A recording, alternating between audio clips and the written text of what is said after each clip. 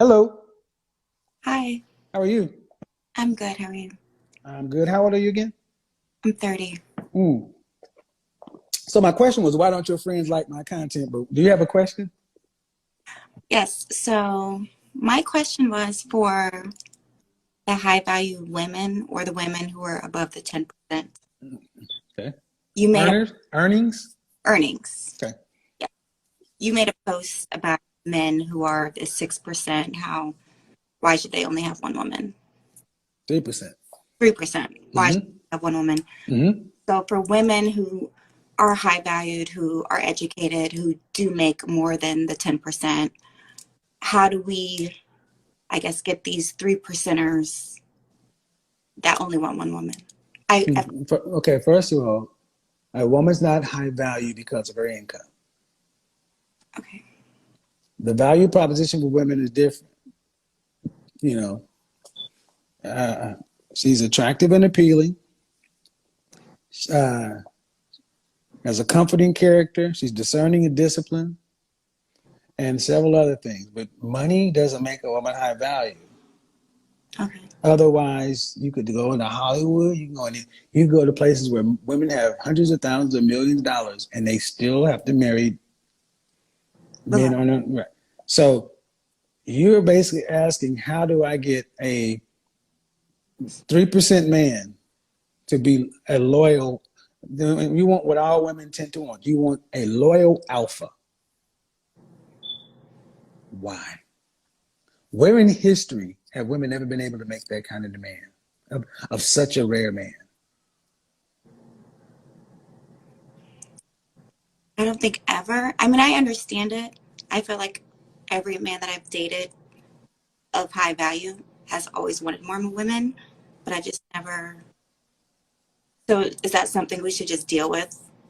Like, Where in the history of human beings have men of have high standing ever been expected to be solely monogamous? I guess I don't know. See, Haven't. I was listening to Shahara's Ali today. This culture we have here, the monogamy, like it or not, was really done for business reasons, more or less. But if you really look at human beings who kind of settle themselves accordingly, men of means tend to have more food, more resources, more men at arms, more soldiers, more this, more that. And he has a queen, and he also has what? Concubines. You get to be number one. But you got to look at it this way too, man. That's how human beings have evolved. And I know a lot of women are upset with that, but where in nature do you see the top males who are makes monogamous pair bonds? It's not even in our nature. Now, just because a man may choose to do it, why is that so important? And here's the funny thing: that man, the man you're talking about, is magnitudes more valuable than another man, just from an income standpoint. We're talking about a man who's at least 3 times more income than average men, right? At least. Then why doesn't he get 3 times more options of women?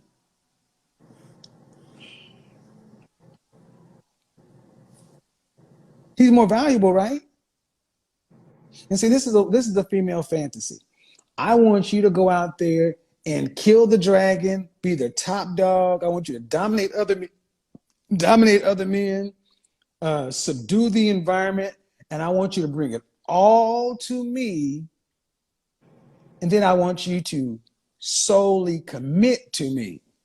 Now, for 3 to 5 days or more out of a month, I'm not going to, you can't even touch me sexually.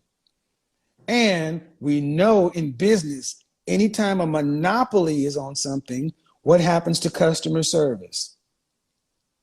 Customer service on some products that are monopolies is low. Consumer confidence is average. Innovation is stagnant. What makes a market better? Competition. So you want a man to go out and do all this stuff, and then he has one sexual partner. Okay, then what if he wants it? What if can you fulfill his sexual needs? Because men who are driven like that tend to have high drives. Can you fulfill that?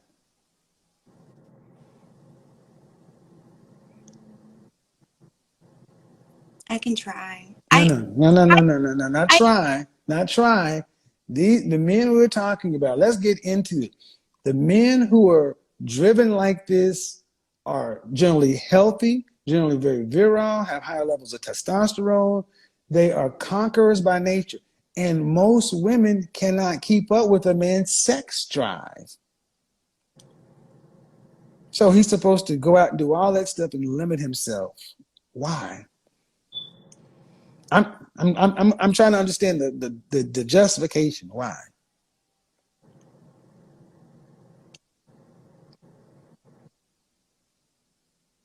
I mean, I don't. If he's in love, I don't know. So there's no loyalty if you're. Loyalty is we come home to you. Loyalty is your name is on the mortgage and on the insurance. Your name is on all the important stuff. When a man cheats, men don't cheat with their dick. They cheat with their wallets. Okay. Well, I've had men just tell me straight up, this is what it's going to be. That's what, and that's why I say high value men don't cheat. They exercise options. And as a man who's never cheated, I still understand that you can. And if you're a man of value, you do have options. And if you're a woman that wants to deal with a man like that, you'd be a fool not to understand that that man has options. And if he chooses to do something completely different, that's on him. But it's not natural. What we're talking about isn't even natural, man. I mean, you know your sex drive, and you know that men's sex drive tends to be higher than a woman. So he's supposed to get out there and conquer and dominate and then beg you for sex. I mean, if you tell me a woman is ripped, ready, and ready to go whenever, however he wants, and she's going to meet his desires, so he doesn't need to desire another one. But you can't tell me a woman that can do that. It's not possible. That's why I asked. So I asked the question: Where did this concept come from? Because it's not even natural. Where do dukes and earls and the top 10% of men throughout civilizations, where have they ever just had one woman solely? Yeah, I agree. That's true. So I always tell women, like, in your position, if you want to deal with men who are in high demand from other women, your problem isn't typically your man. Your problem is typically the other women, because the other women are trying to get your position. It's your job to make sure that even if he does this, that there's rules. No outside babies, no STDs, no public or private embarrassment, and no putting the family at risk. Right. Because do you not know when? Because think about how your standards are. If a man can meet your standards, that means he can meet a lot of women that you think are beneath you, their standards, right? Right. Well, then go for a man who's lesser.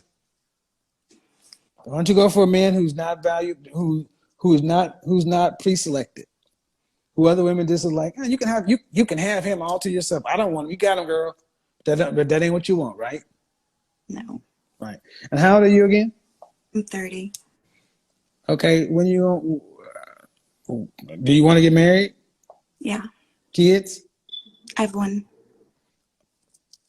I want more. I know I have a son, and I know you all.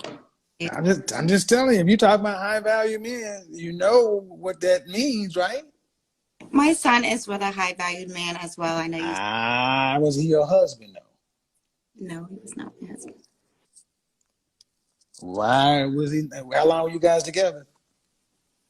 On and off for 10 years. Why didn't you guys get married? I don't think we were compatible. Then why'd you make a baby? See, men, I need you to understand. You want a high value man to be a stepdaddy? Sierra got y'all confused. Yeah. I mean, my son's father is a great man, and he's a It great. doesn't matter. The kind of man you're talking about can go get a 25-year-old version of you without a kid.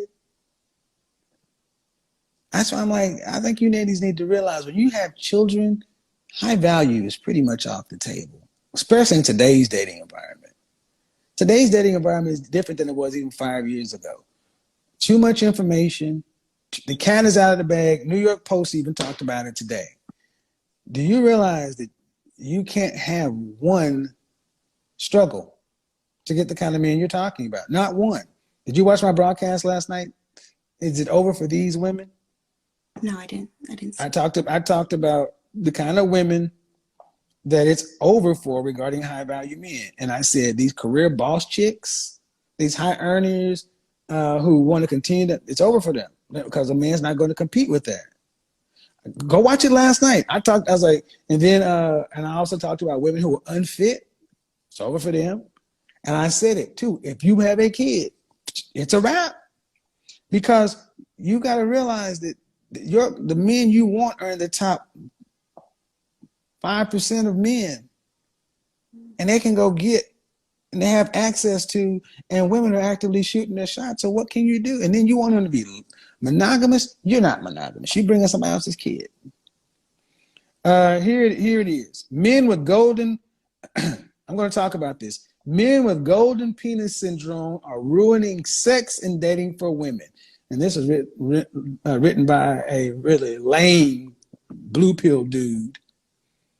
A lack of competition has led the men to develop golden penis syndrome. And arrogance stems from the assumption that there's a steady supply of females. See, this is a beta male who wrote this, who's jealous of men who have options. Because women choose the men that they want, and he's not one. So there's a plethora of men. The men up here have an unchanging supply of women.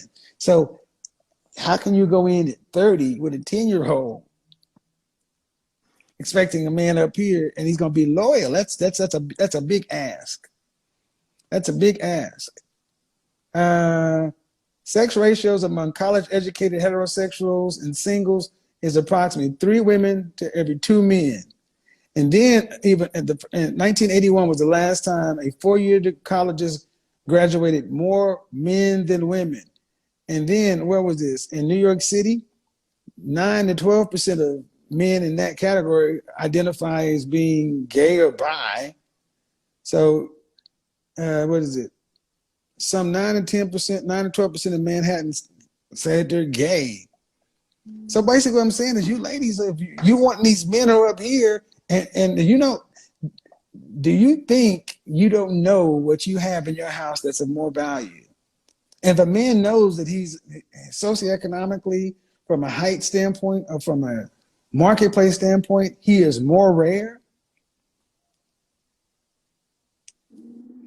how important is it to have a man like that? Or would the average man not do? Okay, well then you need to be ready to be part of a rotation. The best you can expect, I think a winning hand for you, if somebody were to, if a high value man were to accept you as his wife, that man would likely have children and he would still likely exercise options. And that's been my experience. So. Yeah, that's why people get mad at me. I'm like, this is what it is. It's like, because he's like, well, I'll promote you to primary, but you know what it is. I got a kid over here, and I'm gonna be down my baby mama from time to time. You got to understand that you can't have no parts of your baby daddy. You need, and then you still got to live up to all the rules. No social media, cut off your single friends. You still got to live that life. He can do what he want, Right. and you know, and women are like, that's not fair. There's no fair in this thing. You don't have to deal with men like that. You could choose to say, you know what, I'll get a guy that's making average income and I'll have all of myself, but that ain't what you want. So just be primary wife and don't ask questions you don't want an answer to. Do you want to have any more kids? Yes. How many more? 2. Then you better get to work on the sales proposition. What's the sales proposition? Date me because what? Because you got a 10-year-old, right? Right. So a 10-year-old, is his father taking care of his responsibility? Yeah. He's a great, great father. Great provider.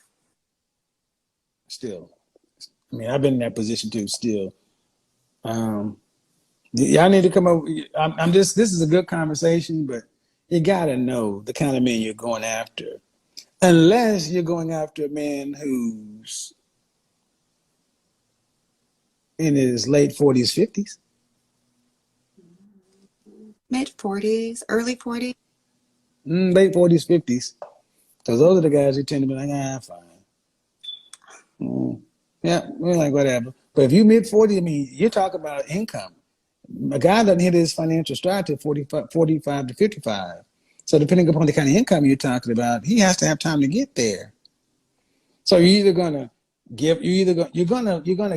okay, ladies, understand something. To get a high value man, you're going to give up at least three things. To be a single woman with no children, you're going to give up three things. And for every ding you have on you in the sexual marketplace, you're going to give up one more thing. If you want a man who is a certain age, well, what you gonna give up to get him? Because that's the three things you're gonna have to already give. You gotta give something to get that man. So what I'm ultimately saying is, if these men by the numbers are more rare than women who want them. Right. I'll give this as an example. It's kind of like if you've ever bought something on the open market, like watches and things like that. You can't go buy certain watches because there's just not enough of them. So they have a whole market to where the price is increased in the gray market. High value men are on the gray market and they're increasing in value. So I would suggest that a woman with a 10-year-old just come and say, look here, man, I know what it is. I'm going to be this Beyonce up in here. I'm with you. We got some ground rules. I cannot tolerate public embarrassment, any diseases or whatever. I can't. Here are the things I can't tolerate. Other than that, but if you break this, you break like public embarrassment, that kind of stuff, bringing home babies, diseases. You break this, I'm coming after you like Dr. Dre's ex-wife was coming after him, and you can't say it. And most men will be like, because we understand rules. Because if he does something like that, that's reckless. It's dangerous to the family, it's dangerous to the brand, and he has to pay. But most men would say that's a fair deal. Now, here's the funny thing. Here's what you ladies need to understand. The older men get or the busier we get, the less we want to exercise these options. We barely got time to have sex with you. We want to go to bed. We want to go to sleep. A lot of times the options these guys are exercising, they're going over there for a mental release far more than sexual. She's providing a different girlfriend kind of experience, and you're providing a wife experience. You want to keep the kind of man you're talking about, be his wife and his girlfriend, not his wife and the mother of his child. Be his wife and his girlfriend. And it's a lot less that some chick can come do, because we as men, we don't want to get to know another chick. We don't want to get to answer her questions. You can actually win. And this is where women at your age should be outpacing younger women, because you should at least be wise enough to be like, all right, I got a kid. I know what it is. This is the deal. You should be able to kick younger women's ass.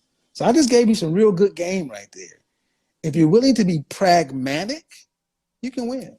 You can win, because we men who are at this level are pragmatic more than anything else. They ain't trying to have sex with somebody new every day. You know how much the STDs are out there? Dudes ain't trying to do all that. They ain't trying to do all that. Lastly, if you need to, get him a sugar baby or get him something like that. This conversation between me and you. I'm not talking to the rest of y'all. A lot of women allow their husbands to sugar or seeking arrangements, and they set a budget. And you're like, and it's kind of like a pretty woman thing. It's like, all right, you go do what you do, whatever. It's above board, and you know what he's in it for. And she comes with a certain specific skill set, and he ain't leaving you for the sugar baby. He's not leaving you for that because she can't be the mother and minister, whatever. It's really what happens. And a sugar baby or seeking arrangement is much better than a rotation or whatever, because she just wants the money. Yeah. She wants your man. She wants your spot. So if you have the kind of mindset to be like, look, trust me, it's better that way. And sugar, 3 months, 6 months, 2 months, whatever. So, and more often than not, guys get tired of doing that. They don't really want to exercise it. They just want to, more often than not, men just want to know they have options to do it. Yeah. That's it. They want to know they have the option. That's it. So, all right, good. Yeah. Have a good day. Bye-bye.